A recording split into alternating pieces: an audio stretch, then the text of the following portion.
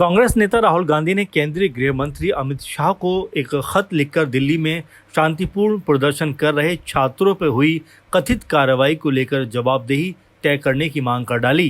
राहुल गांधी ने अपने पत्र में आरोप लगाया कि राजधानी की सड़कों पर शांतिपूर्ण तरीके से प्रदर्शन कर रहे छात्रों पर बर्बर हमला क्यों किया गया। उन्होंने गृह मंत्री से सवाल किया कि क्या छात्रों के खिलाफ पैलेट गन समेत घातक हथियारों के इस्तेमाल की मंजूरी दी गई थी।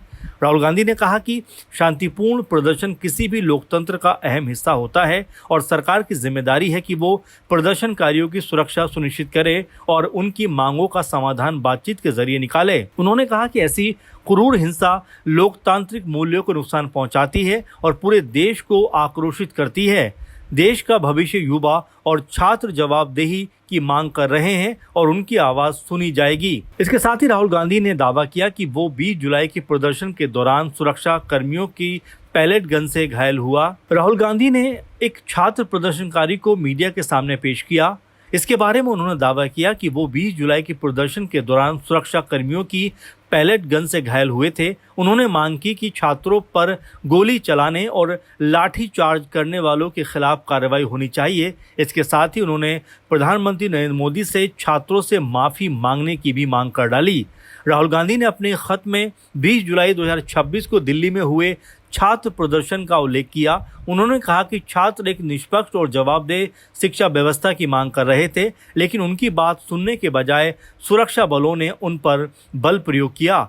उन्होंने गृह मंत्री से सवाल किया कि दिल्ली में तैनात सुरक्षा बल सीधे गृह मंत्रालय के अधीन आते हैं, इसलिए ये स्पष्ट किया जाए कि क्या छात्रों के खिलाफ पैलेट गन और अन्य बल प्रयोग की अनुमति दी गई थी। अगर नहीं तो इसकी अनुमति किसने दी।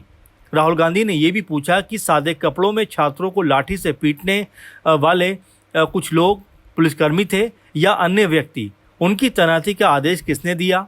छात्रों का आंदोलन 20 जून को दिल्ली के जंतर मंतर से शुरू हुआ था। बाद में सामाजिक कार्यकर्ता सोनम वांगचुक के शामिल होने के बाद आंदोलन को और गति मिली। वांगचुक ने 6 आइसा कार्यकर्ताओं के साथ अनिश्चितकाल भूख हड़ताल शुरू की, जिसके बाद में केंद्र सरकार की बातचीत के बाद ये समाप्त हुई। 20 जुलाई को सीजेपी नेतृत्व के साथ सरकार की पहली औपचारिक बात हुई। इसी दिन संसद की ओर मार्च कर रहे प्रदर्शनकारियों पर पुलिस कार्रवाई हुई, जिसने उसके बाद बड़ा आंदोलन का मोड़ ले लिया। फिलहाल राहुल गांधी के इस खत का जवाब क्या गृह मंत्री अमित शाह देते हुए दिखाई पड़ेंगे, ये अपने आप में देखने वाली बात होने वाली है।